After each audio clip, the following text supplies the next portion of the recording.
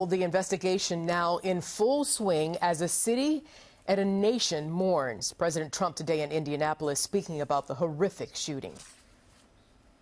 This wicked act of mass murder is pure evil, hard to believe, and frankly, something that is unimaginable.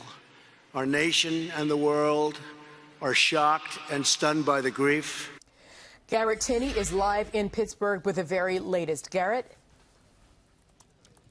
Well, Arthel, we've heard several officials now describe this scene as horrific and one of the worst they have ever seen, and we're starting to get a bit of an idea as to why that is. This past hour in a press conference with the FBI, we learned that around 9:55 this morning, Robert Bowers walked into the synagogue, and within minutes, he opened fire on all of those who were worshiping at the time. Now, within minutes, he had killed 11 people, injured 2 others.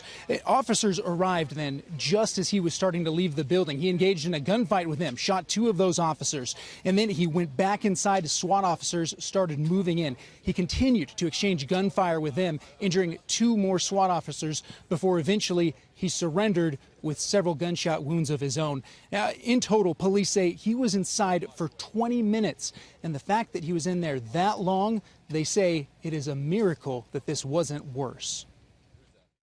This is the most horrific crime scene I've seen in 22 years with the Federal Bureau of Investigation. Had it not been for the quick and heroic response, this would have been much worse.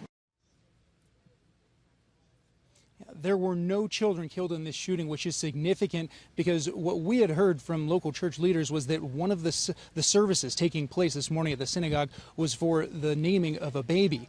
Now, the other 6 who were injured, 2 remain in critical condition. The others are said to be in serious but stable condition. In terms of the investigation, the FBI said it has no knowledge that Bowers was on law enforcement's radar before today.